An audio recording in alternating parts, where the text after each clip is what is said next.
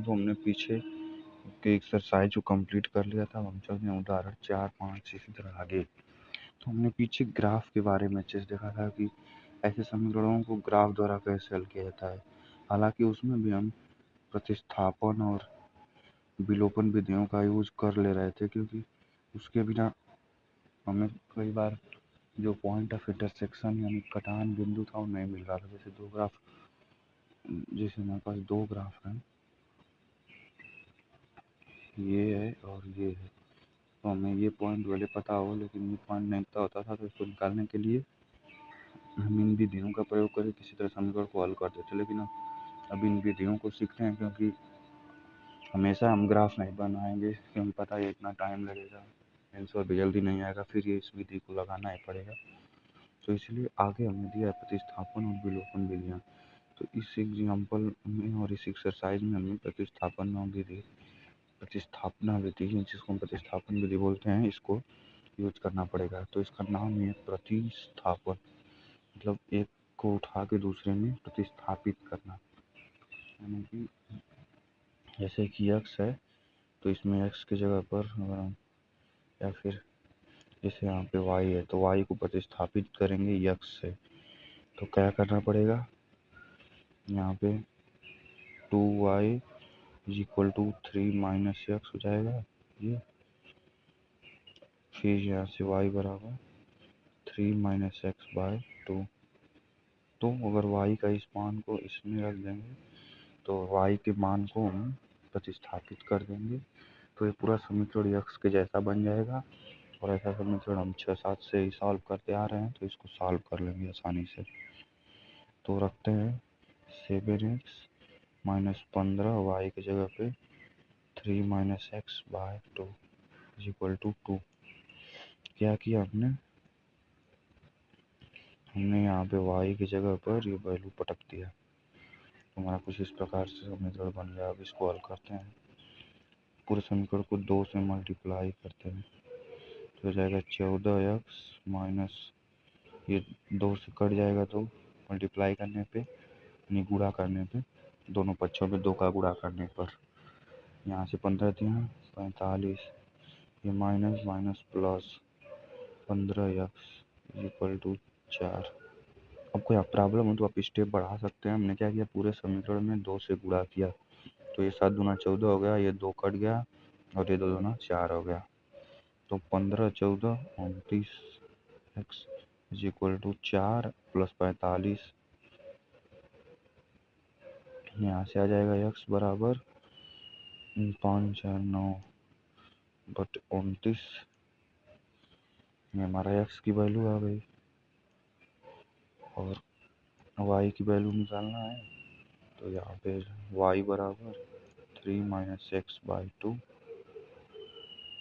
तो एक्स की वैल्यू कितना है 49/29, तो वाई बराबर 3 माइनस 49/29/2, 9 27 और 3 दूना के 6 2 8 माइनस 49 कितना आएगा, वाई बराबर 17 में से 9 जाएगा 8 और 7 में से 4 जाएगा 3/2 यानी कि 19। वाई की वैल्यू 19 और एक्स की वैल्यू 49/29। तो ये हमारा फर्स्ट सॉल्व हो गया उदाहरण 4, जो कि प्रतिस्थापन विधि द्वारा रैखिक समीकरण को हल कीजिए। एक सेकेंड यहाँ देखते हैं, लग रहा 29 छूट गया है, तो यहाँ पे नीचे 29 भी आएगा, तो ये हो जाएगा 19। तो वाई बराबर 19/29, क्योंकि 19 दूना 38 होता है, तो वाई और एक्स दोनों की वैल्यू आ गई। इस प्रकार हमारा समीकरण प्रतिस्थापन विधि से हल हो गया। अब एक बार उत्तर की जांच भी कर लेते हैं कि हमारा उत्तर जो आया है सही आया है कि गलत आया है। क्या करेंगे उत्तर की जांच के लिए, जो समीकरण इजी लग रहा है उसमें वैल्यू रखेंगे। ये समीकरण हमें इजी लग रहा है, तो इसमें एक्स और वाई की वैल्यू रख देते हैं। यहाँ पर लिख देते हैं सत्यापन या उत्तर की जांच। तो यक्स की जगह पर हो जाएगा 49/29 प्लस 2 × वाई है हमारा 19/29 इज इक्वल टू, यहाँ आप निकालते हैं, यहाँ पे एलसीएम हो जाएगा 29, यहाँ हो जाएगा 49 प्लस 38, तो इसको जोड़ देते हैं 9 8 17 और 4 3 7 1 8/29, तो 29×3 = 87। यहाँ पे लिख देंगे LHS, ये लेफ्ट हैंड साइड है, 3 आ गया is equal to RHS, LHS is equal to RHS, यानी कि हमारा आंसर सही है। तो अगले उदाहरण पे, उदाहरण संख्या 5, प्रतिस्थापन विधि से हल करना है। इसमें पहले बनाएंगे क्वेश्चन, पढ़ के हम बनाएंगे समीकरण, फिर उसको हल करेंगे।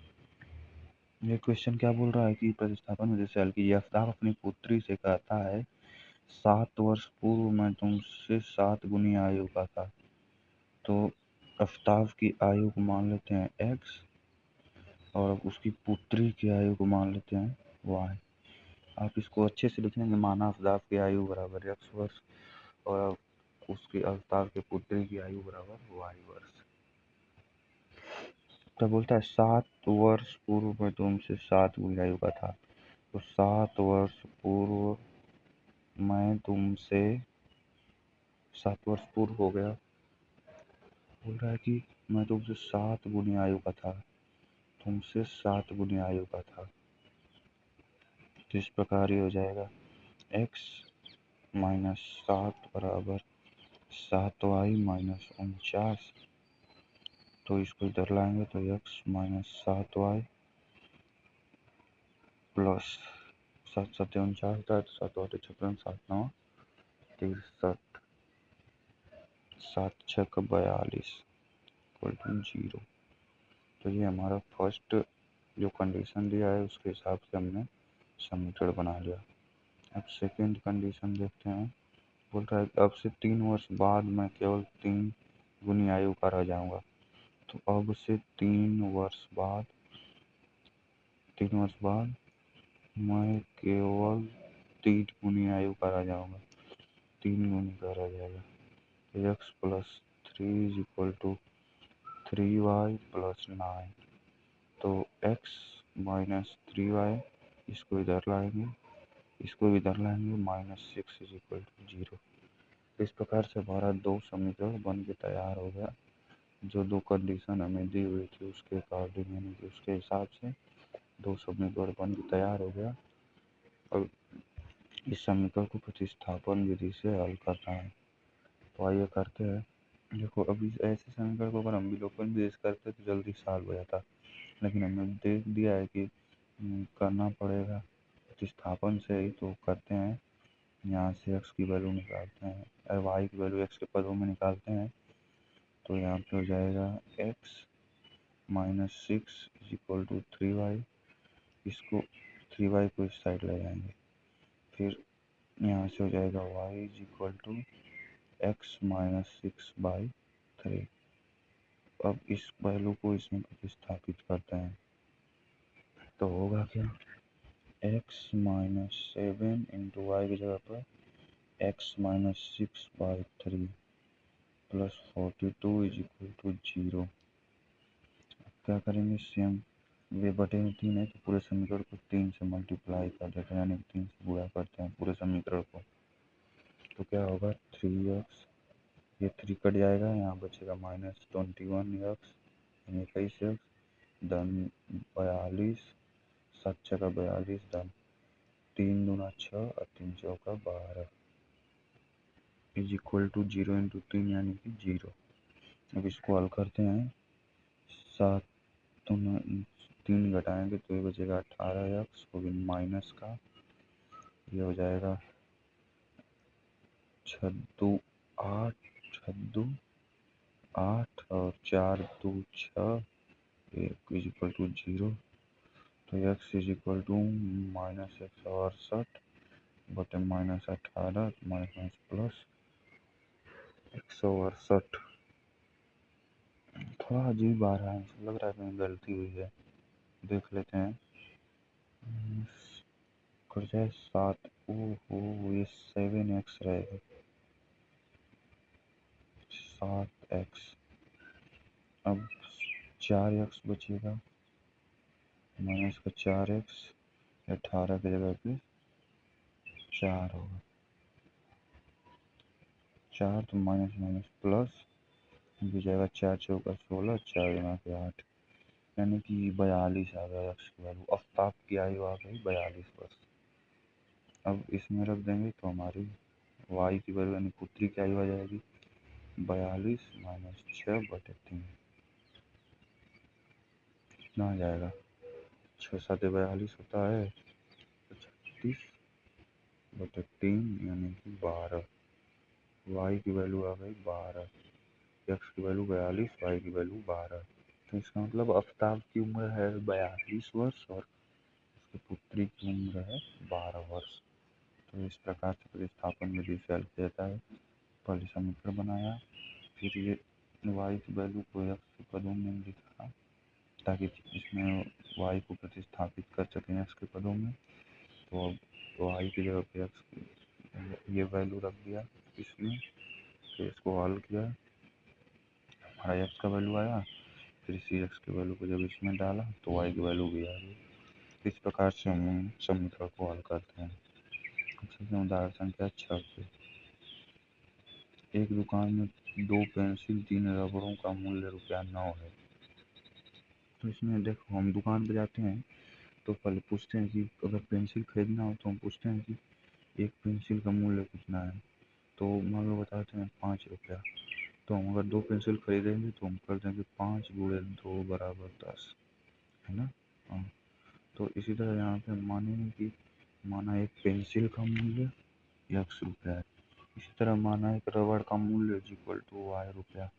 तो फर्स्ट शर्त क्या बोल रहा है कि 2 पेंसिल और 3 रबड़, 2 पेंसिल का मूल्य कितना हो जाएगा 2x, यानी 2 इंटू एक्स प्लस 3 रबड़ का 3 into y is equal to कितना है 9। अब दूसरी शर्त क्या बोल रहा है कि 4 पेंसिल और 6 रबड़ का मूल्य 18 है, 4 पेंसिल प्लस 6 रबड़ इज इक्वल टू 18।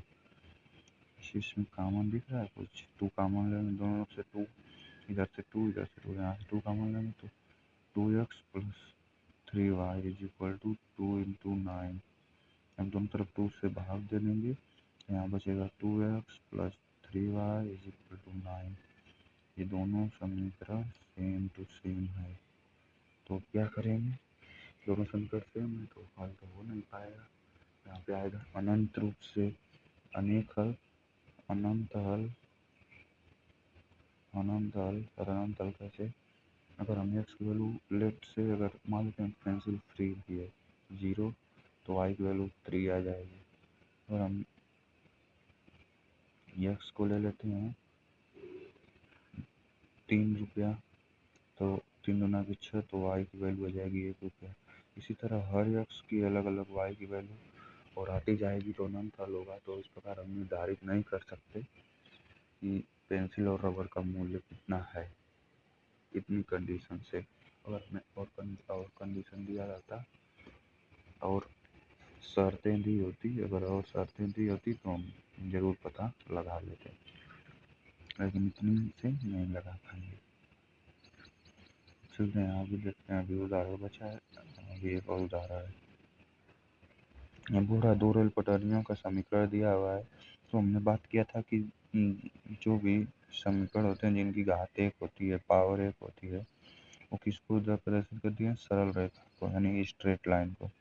तो ये हो गई 2 तो समांतर रेखाएं, इन दोनों का समीकरण हमें दिया हुआ है, और ये रहा और ये रहा, दोनों ठीक है। क्या रेल पटरियाँ एक दूसरे को काटेगी, तो इसको पता लगाते हैं। इसको पता लगाने के लिए सिंपल सा तरीका हमने क्या देखा था, A1/A2 वाला देखा था। तो पहले A1 A2 कंफर्म करके उस कंडीशन में डाल के देख लेते हैं। तो A1 कितना है, A1 है हमारा x का गुणांक होता है ना, A1x plus B1y plus C1 is equal to 0, तो ये है हमारा 1। और B1 कितना है, B1 है 2, B1 कितना है 2, C1 कितना है -4, A2 कितना है A2 2,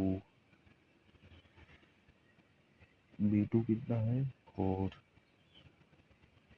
C2 कितना है -12, ये रहा -12। तो A1 A2 B1 B2 C2 पता चल गया। अब निकालते हैं इनमें संबंध जो हमने बता करके देखा था, A1/A2 B1/B2 और C1/C2 निकाल कर देखते हैं। तो A1/A2 क्या है, देखिए ये है 1, ये है 2, हाफ आ गया 1/A2। B1/B2 कितना आएगा 2/4, यानी कि ये भी हाफ आ गया, 2 कम 2 2 4। तो C1/C2 क्या आएगा, C1/C2 आ जाएगा -4/-12, यानी कि 1/3 चौका 12, माइनस माइनस प्लस हो जाएगा और 4 के 12। तो हम यहाँ पे देख रहे हैं कि A1/A2 is equal to B1/B2 but not equal to C1/C2। तो ये कंडीशन किसकी थी, ये कंडीशन थी कोई हल नहीं, कोई हल नहीं, कोई हल नहीं। और हल कब होता है, जब रेखाएं प्रतिच्छेद करती है। और कोई हल नहीं यानी कि दोनों रेखाएं समांतर है। अगर दोनों रेखाएं समांतर हैं, वैसे भी ट्रेन की पटरी मैक्सिमम समांतर होती है, स्टेशन से थोड़ा पहले वो, लेकिन बट काटती नहीं है। तो ये भी समांतर ही हो गई। तो ये दोनों रेखाएं कुछ इस प्रकार से हैं, ये दोनों समांतर हैं और एक दूसरे को कभी काटेंगी नहीं। तो ये ट्रेन की पटरी है, ये कभी काटेगी नहीं। क्या रेल की पटरियाँ दूसरे को काटेंगी, तो आंसर है नहीं। अगर ये अद्वितीय हल हो जाता या फिर अनेक हल हो जाता अनंत रूप से, तो रेल की पटरियाँ काटती। अगर अद्वितीय हल होता तो एक जगह काटती, अनंत हल होता तो अनंत जगह काटती। वैसे भी अनंत हल में क्या होता कि रेल की पटरी ये और हो जाती, ऊपर एक और रेल की पटरी। ओके, तो अब चलते हैं आगे। हमारा प्रश्नावली आ गया 3.2। तो अब हम उदाहरण देख चुके हैं, प्रतिस्थापन विधि को अच्छे से समझ चुके हैं। अब आप वीडियो को रोकें और इन सारे क्वेश्चन को खुद से ट्राई करें। जब ना हो तब सलूशन क्या है, इसको मैं अलग से वीडियो बना के दे दूँगा। पहले उदाहरण को समझ लें अच्छे से, फिर ये पूरा, फिर इसके लिए y=mx+3, पहले इसको हल करना है। ये हो गया और ये हो गया, हल कीजिए। इससे यम का मान कीजिए, इसके लिए y=mx+3 हो। ये 8 लग रहा है ना, इसमें कुछ नहीं। पहले इन दोनों को हल करोगे तो क्या निकल कर जाएगा, यक्स और वाई की मान निकल जाएगा। और हमें यम का मान निकालना है, तो एक कंडीशन दिया हुआ है, तो यहाँ पे y की वैल्यू रख देंगे, यहाँ पे x की वैल्यू रख देंगे, तो समीकरण सीधा सीधा बन जाएगा यम में। तो वहाँ से m की वैल्यू निकाल लेंगे। पहले प्रतिस्थापन विधि से दोनों समीकरण को हल कीजिए, फिर x y के मान को यहाँ रख के यम के मान निकाल लीजिए। फिर आगे इनको पहले समीकरण बनाना है पढ़ के सवालों को, और फिर उसको हल करके चेक कर लीजिए। बाकी इसका मैं वीडियो दूँगा, सलूशन वीडियो, पहले आप ट्राई कर रहेंगे तो अच्छा रहेगा आपके लिए। तो 5 ठो है, 6 ठो है, तो 6 ठो है। यहाँ तक आप पहले ट्राई कर रहिएगा, फिर अगला वीडियो देखिएगा। तब तक के लिए बाय बाय।